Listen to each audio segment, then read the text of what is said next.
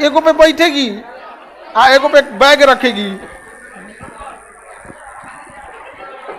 इस सब का बस चले तो कहीं किसी एगो को अलमारी ठोकवा दीजिए बेंच के नीचे। देखो ये प्लान बना के रखी है सर कि सर बेंच के नीचे हो सकता है हमें। चलिए आप लोग पढ़ाई पे ज्यादा ध्यान देंगे लोग। हाँ, बीपीएससी की वैकेंसी लगभग 46,000 समझ में आ रहा है। बहुत बड़ी वैकेंसी ले आएगा कॉमन, और उसमें जितने लड़के पढ़ रहे हैं ना, आप लोग को एक फायदा मिल रहा है, एज मिल रहा है। आप लोग आगे निकल चुके हैं बाकियों की तुलना में। जितने बीपीएससी के लड़के हैं यहाँ पर, समझ में आ रहा है कि नहीं आ रहा? लेखन शैली भी डेवलप हो रही है उनकी। इसमें बीपीएससी वाले कितने बैठे हैं? चलिए आप लोग की लेखन शैली बन रही है कि नहीं? बढ़िया से लिखिए। और आज का तो टॉपिक दोनों धर्मेंद्र सर पढ़ाए ना, और इकोनॉमिक्स कैसा लगा? चलिए अब धीरे धीरे सब चीज सही हो जाएगा। हाँ, हमको थोड़ा भाग दौड़ करना रहता है। एक बार हम स्टेबल हो जाएं, एक दो बार की और भाग दौड़ है, सारा चीज स्टेबल हो जाए, फिर हम भी और थोड़ा सा रमजान खत्म हो जाए तो हम भी ज्यादा क्लास स्टार्ट कर दें यहाँ पे, क्योंकि बहुत ज्यादा घिंचा नहीं पाता है इसमें। आगे बढ़े। चलिए अब हम इससे पहले क्लास में आपको क्या बताए थे? हाँ, केंद्र शासित प्रदेश। केंद्र शासित प्रदेश, चलो ध्यान से देखते हैं। केंद्र शासित प्रदेश तो सब समझा दिए थे। भाग 8 में होगा, ये भाग 9 है। अब भाग 9 पढ़ाएंगे, पंचायत। 9 लिखे हो ना? 8 नहीं ना लिख दियो? नहीं, चलिए भाग 8 पढ़ा दिए थे। हाँ, केंद्र शासित प्रदेश। केंद्र शासित प्रदेश क्यों बनाए जाते हैं सब बता दिए थे। वहां गवर्नर ना होके लेफ्टिनेंट गवर्नर, उप राज्यपाल होता है। समझ में गया? सबसे ज्यादा दिलचस्प लड़ाई दिल्ली के मुख्यमंत्री और दिल्ली के उप राज्यपाल। कोनो फाइलवे पे न्यूज बनना फिक्स है। कोई फाइल गया एलजी साहब के पास तो बिना न्यूज बने निकलवे नहीं करता है। तो होता है कई चीजें इस सब में। वैसे भी राज्यपाल और इसकी कहानी तो बहुत पुरानी चलते आ रही है। आगे बढ़े। चलिए तब उसके आगे हम लोग समझते हैं। भाग संख्या 9, पंचायत। देखिए महात्मा गांधी जो थे पंचायत के बहुत बड़े समर्थक थे। भाग 9 में पंचायत है। आर्टिकल 243 के क से लेके अड़ तक, अरे बड़ी ज्यादा है जिसमें 243 में बहुत ज्यादा चर्चा है। किसकी? पंचायत की।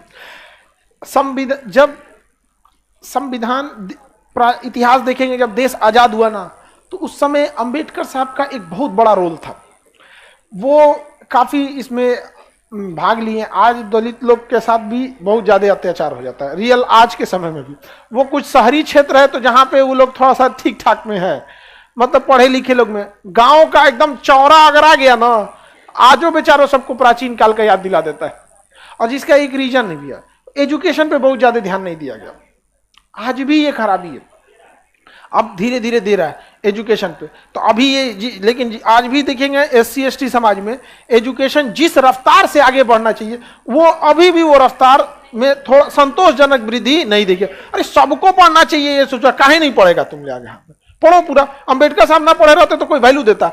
जब वो अपने विद्यार्थी जीवन में तो क्लासवा के बाहर रखते थे, बाहर बैठो वहां पे, घड़ा तुम पानी ना पिए, कोई दूसरे जगह पिए। यहाँ पे बहुत जब पढ़ लिख लिए तब ना उनका वैल्यू हुआ। आज तनिक बोले तो लोगों करे 4 को सुना देगा, रे चोटा कहीं का। हाँ, किसको बोल रहा है तुम? तो संविधान में अंबेडकर साहब, जब संविधान लिखा गया, देश आजाद हो गया, तो उनकी बहुत बड़ा रोल था। उनको काटना बड़ा मुश्किल था। सेम वैसे ही जैसे आजादी की लड़ाई में गांधी जी की बात को काटना हुआ। गांधी जी की बात को कोई नहीं काट पाता था, चाहे वो नेहरू को आगे बढ़ाना हुआ, सुभाष चंद्र बोस को मेन लाइन से कट करना हुआ, हरिजन सेवक संघ की स्थापना करना हुआ, असहयोग आंदोलन को असमय स्थगित करना हुआ, प्री प्लान करके जैसे तैसे भारत छोड़ो आंदोलन को चालू करना हो गया, या द्वितीय गोलमेज से वापस आना हुआ। गांधी जी के बात को काटने वाला कोई नहीं था। उसी तरह संविधान सभा में अंबेडकर साहब की बात को काटने वाला कोई नहीं था। और यही दोनों में दिक्कत हो गया। गांधी जी कह रहे थे पंचायत का लागू होना चाहिए, अंबेडकर साहब कह रहे थे कुल पैसा ही मुखिया लूट के भागेगा। समझ में आ गया कि नहीं आ गया? अब दोनों लोग में ठन गया। अब बवाल कौन किसकी ओर जाएगा? तो राजेंद्र प्रसाद कहेंगे भैया इसको आप नीति निदेशक तत्व में डाल दो, जाओ यहाँ पे। तब आर्टिकल 40 है नीति निदेशक तत्व, क्या बनाता है? पंचायत। अब भाई पंचायत को डाल दिया गया नीति निदेशक तत्व में। जिन राज्यों को लगेगा कि पंचायत जरूरी है वो पंचायत को लागू करेंगे, और जिन राज्यों को लगेगा कि पंचायत जरूरी नहीं है वो इसे लागू नहीं करेंगे। सिंपल हो गया।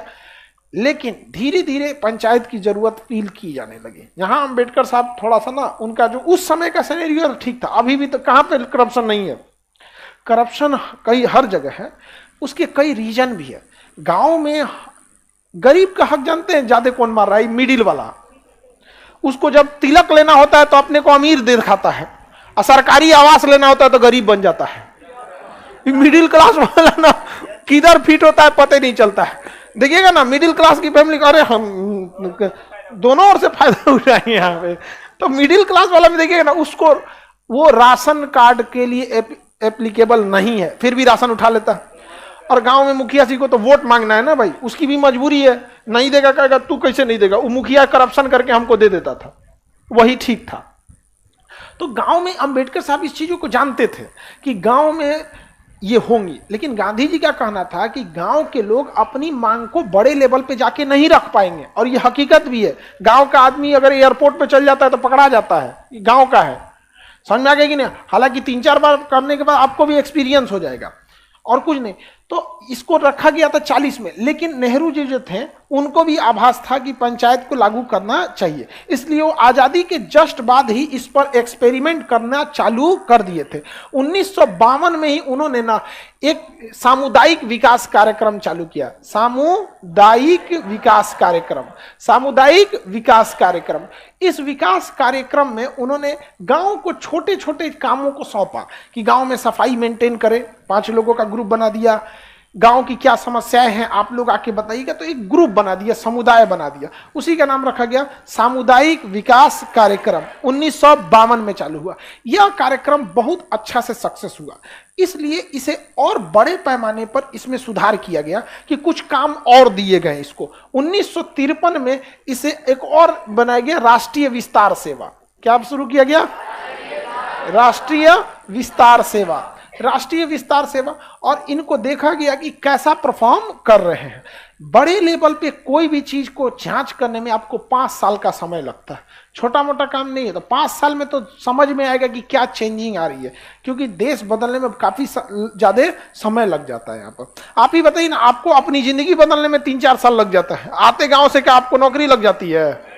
लंबा समय लगता है कि नहीं लगता है? तो जब आप एक इंडिविजुअल हैं तब आपको इतना समय लग रहा है, तो पूरे गांव को सुधारने में तो और टाइम लगता है, और भी गांव के लोगों को समझाना बड़ा मुश्किल काम होता है। गांव के बूढ़े लोग ना अपने से कम, हम लोग को तो कहता है तो अभी नया नया इन लोग को क्या पता है यहाँ पर, समझ में आ गया कि नहीं?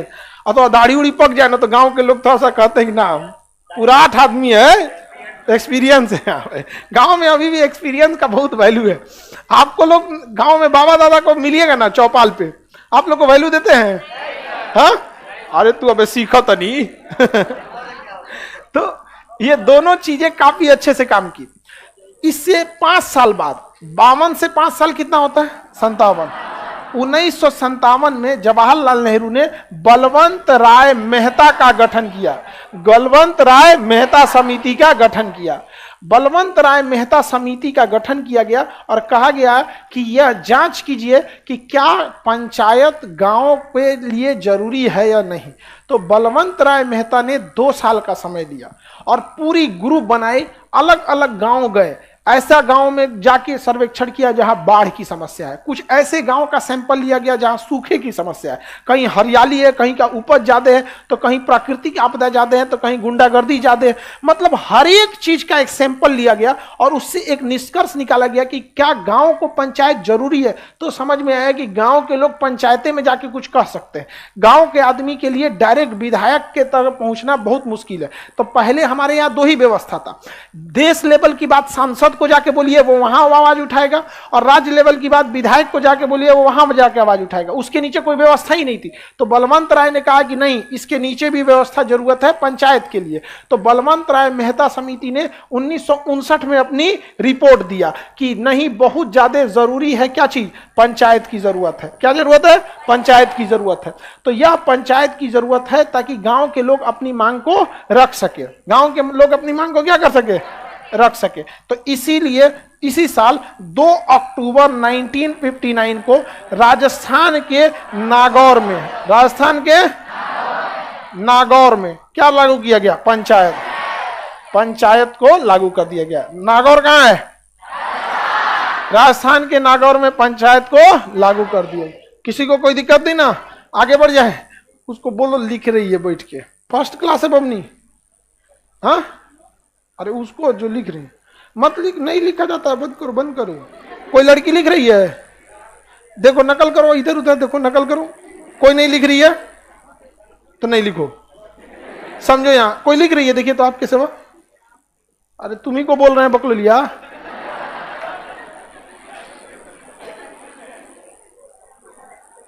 नकलो नहीं करती है सब। अरे तुम क्या बोलता है नकल के लिए क्या चाहिए?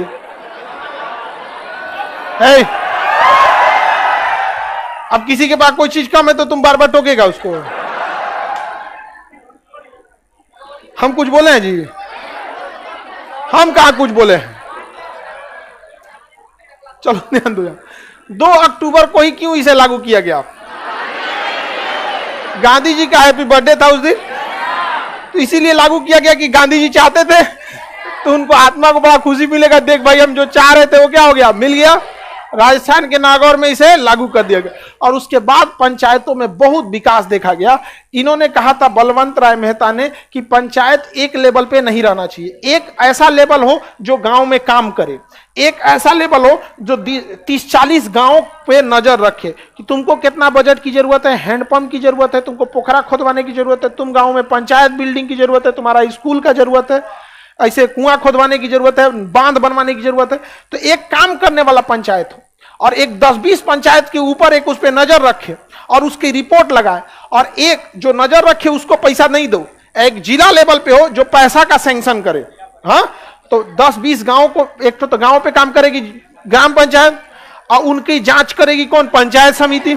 पंचायत समिति परामर्श करेगी कि भैया हमारे यहाँ नहर गहिरा करा दो, बाढ़ आ जाएगा। कोनो कहेगा कि हमारे यहाँ अस्पताल ठीक करा दो, जांच केंद्र, ये सब। तो सारा रिपोर्ट कहां भेजेगा? ब्लॉक में। पंचायत समिति बोलते हैं, पंचायत समिति। अब पंचायत समिति इस बात की सिफारिश जिला परिषद को करेगी कि हमारे को इतने करोड़ की बजट की जरूरत है। वो यहां आएगा और यहां से केक कटेगा और सब में बटेगा। समझ में आ गया कि नहीं आ गया?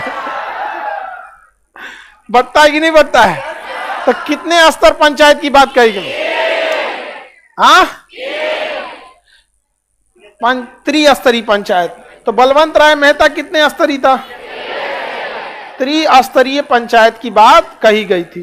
कितना अक्षर नाम में है? 3। बलवंत राय मेहता, याद करने के झमेले नहीं है। 3 अक्षर 3 स्तरीय, 3 अक्षर 3 स्तरीय। समझ में आ रहा है कि नहीं आ रहा है? कोई दिक्कत? गांव पे, गांव लेवल पर पंचायत, ग्राम पंचायत, ब्लॉक लेवल पर पंचायत समिति, जिला लेवल पे जिला परिषद। पैसा कौन सैंक्शन करता है? जिला पर। किसके सिफारिश पर? ब्लॉक लेवल पे पंचायत समिति। और काम कौन करता है? नीचे ग्राम पंचायत। 3 लेवल है कि नहीं है? अच्छा, अगर ये पावर दे देते गांव के मुखिया को, तो अपने गांव में कह देता कि हमारे गांव में 400 लाइट चाहिए रात में, स्टेडियम बना देंगे। नहीं समझ में आया? गांव में तो एक मुखिया को दे देंगे, अपने टोला लेके चल जाएगा सब। समझ में आ गया कि नहीं आ गया? किसी को दिक्कत? आप लोग भले नेताओं को कुछ भी कहिए, लेकिन एक बार अपने गिरेबान में भी झांक के देखिए। जाति और पैसे के नाम पर वोट दीजिएगा, फिर सोचिएगा ईमानदारी से काम हो, तो ऐसा नहीं होता है। एक बार हमें भी देखना पड़ेगा। आप इतने समझदार हैं कि किसी व्यक्ति का नाम गाम पूरा पता चल जाता है ना, तो आप पता लगा लेते हैं कौन पार्टी को वोट देगा ही। आप लोग इतने समझदार हो चुके हैं। पूरा नाम बोल देंगे तो लोग पूछते हैं ना कि पूरा नाम, आप बोलिएगा ना नाम क्या है, तो कहेंगे संतोष, तो कहेंगे पूरा नाम। जहां पूरा संतोष पूरा नाम आगे बोल देंगे तो उन आइडिया लगाने लगेगा कि आप किस पार्टी की ओर जाएंगे। ये हद तक हमारे यहाँ जा चुके हैं। और उसके बाद आप खोजिएगा कि ईमानदारी से काम करें। पैसा आप ही ने उससे खर्चा कराए हैं। अच्छा, गांव के लोग सीधा होते हैं। हम लोग को कोई करोड़ रुपया भी दे देना तो वोटो अपने मर्जी से डालेंगे। रीजन जानते हैं क्या है? आदमी पढ़ा लिखा को बेवकूफ बनाना बड़ा मुश्किल होता है। इसीलिए गांव को लोगों को पढ़ना ही नहीं देता है बढ़िया से।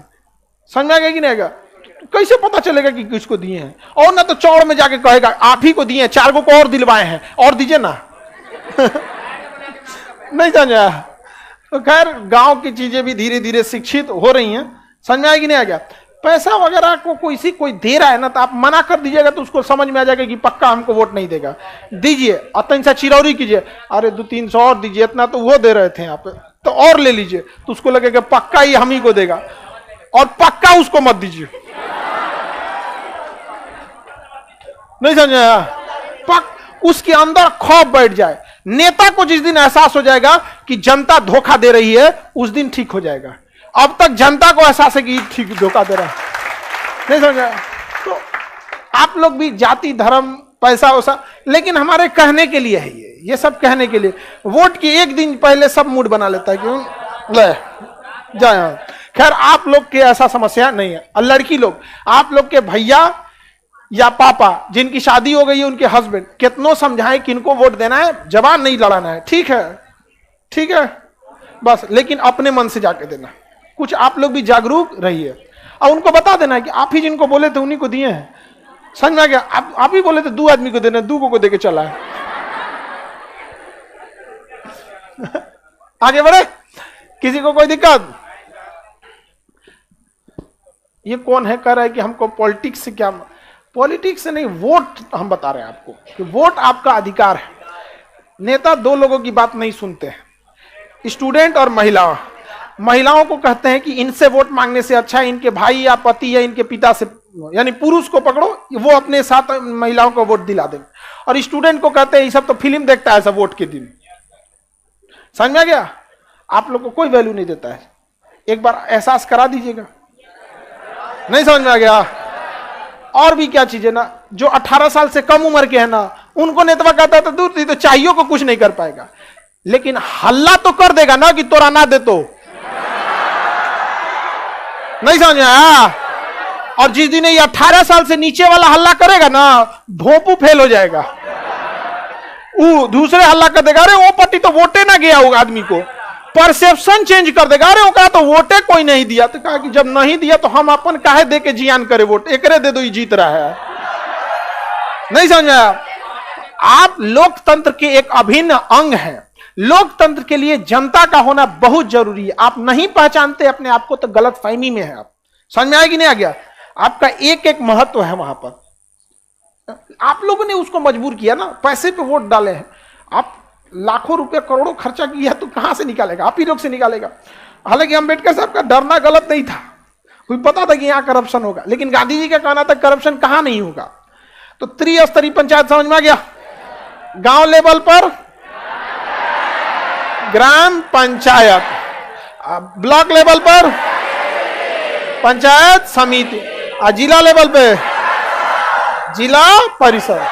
किसी को दिक्कत? और ये बहुत बेहतरीन काम किया, गांव का विकास हुआ एकदम तेजी से। पहले गांव का कोई सूद लेने वाला नहीं था, विधायक गांव का सूद लेता है जी। हाँ, वोट से पहले तो अभी नहीं करता है, इलेक्शन से पहले। समझ में आ गई कि नहीं? आगे बढ़ जाए। पीएम, देखो यहां से आपको कहना बहुत इजी होता है कि एक पीएम और सीएम को ऐसे करना चाहिए। आपके घर में अगर ये बारात चली आएगी ना, आपकी बहन या किसी का, तो आप ऊपर नीचे होने लगेंगे, अरे बाप रे, क्या करे, इसे कैसे करे। सोचिए ना, बिहार में 13 करोड़ लोग, भारत में 140 करोड़ लोग, संभालना कितना मुश्किल है। और उसमें एक से भांति भांति लोग। बारात में भी आपको एक और नमूना मिलेगा, भर पेट खा के कहेगा व्यवस्था ठीक नहीं था, चोट्टा कहेंगे व्यवस्था ठीक नहीं था। 11 रुपये न्योता देगा, नहीं 11 रुपये लिखवा जाता, अब कहेगा व्यवस्था ठीक नहीं था। तो ये व्यवस्था काफी अच्छी चली, गांव का विकास अच्छा हुआ, सब चीज एकदम स्मूथली चल रहा था। भारत में एक खराबी है कि जब सरकार बदलती है ना, तो सरकार उन पुरानी सभी योजनाओं को बदल देती है जो अच्छी भी थी। हालांकि इसमें मोदी जी ने कुछ चीज ठीक किया, जैसे इंदिरा आवास योजना खत्म नहीं किया, बल्कि प्रधानमंत्री आवास योजना कर दिया। इससे क्या है कि प्रधानमंत्री कोई भी आए, कोई स्पेसिफिक नाम नहीं है। समझ में आ रहा है कि नहीं आ रहा है? तो ये भी चीजें ठीक है सुधार के तौर पे। तो भारत में ये चीज ठीक था, जवाहरलाल नेहरू ने इसे चालू किया था। 1977 में मोरारजी देसाई की सरकार आई थी, जनता पार्टी की सरकार, मोरारजी देसाई। भारत को ये डुबाने में ना ये भी बहुत बड़ी रोल निभाए थे मोरारजी देसाई। बहुत सीधे कहिए या कुछ ऐसा कहिए प्रधानमंत्री जैसा नहीं होना चाहिए। भारत पाकिस्तान परमाणु बम बना रहा था और ना भारत के भाभा एटॉमिक रिसर्च सेंटर को पता चला तो रॉ को बोला, रॉ पता लगाई वहां पर बड़ा मुश्किल से कि हाँ ये यहाँ पे जांच किया जा रहा है। पते नहीं चलता था कि कहाँ पे बन रहा है। तो जो वैज्ञानिक सब वहां से काम करके आते थे तो उनके पीछे लगे सब जहां बाल कटाते थे लोग वैज्ञानिक सब, तो सैंपल कलेक्ट करके चेक किया गया तो उसमें रेडियो एक्टिव पाया गया। तो पता चला तो परमिशन लेने गए लोग इंडियन आर्मी की, एक काम कीजिए आप परमिशन दीजिए, पैसा आप ही को सैंक्शन करना है, उड़वा देते उनका प्लांटवा, परमाणु बम बनने से पहले ही भड़क जाता है। ईरान का तो इजराइल भड़काइए दिया, भड़का देते हैं। ये कहेंगे नहीं ये गलत बात है। तब तक फोन लगा दिए पाकिस्तान के पास, सब पता चल गया आप काउटाबाद में परमाणु बम बना रहे हैं। उधर उहड़क गया, री ससुरा तो नहीं। अब भारत के एक एक जासूस को मरवा दिया।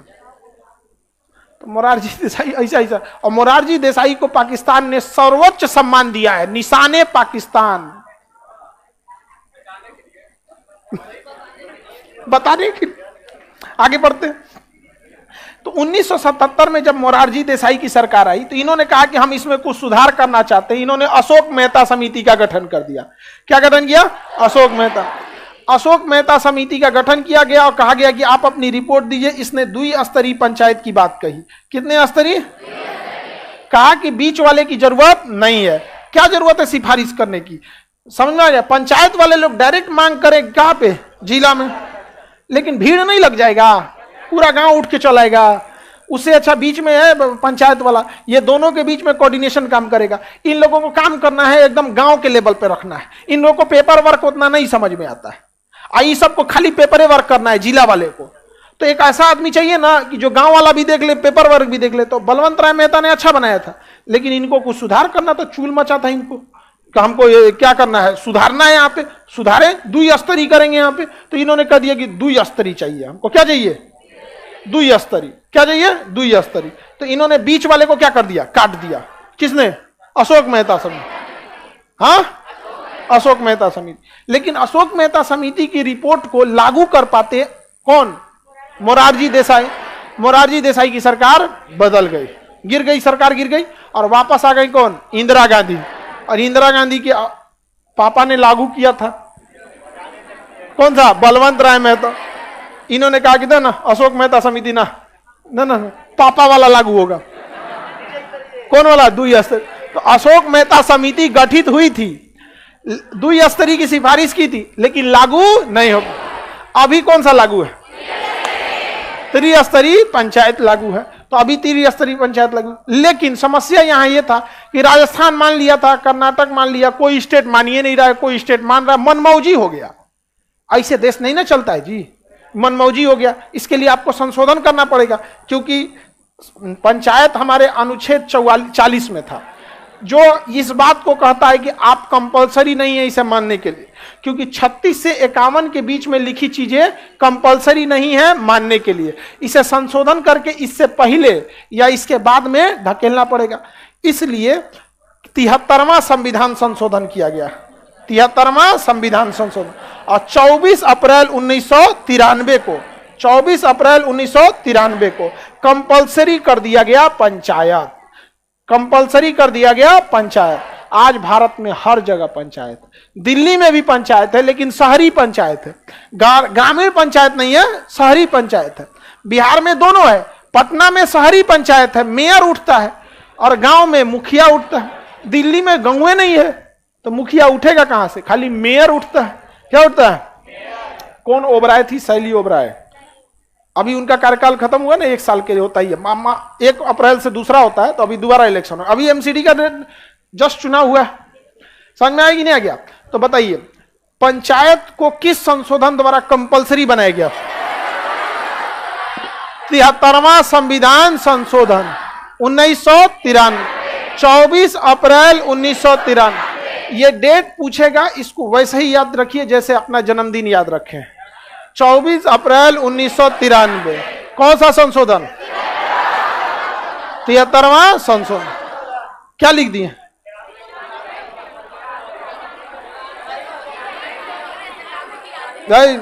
सीधा याद रखो 93, लागू हुआ था 93 में, ठीक है। संशोधन 92 में मत याद रखना।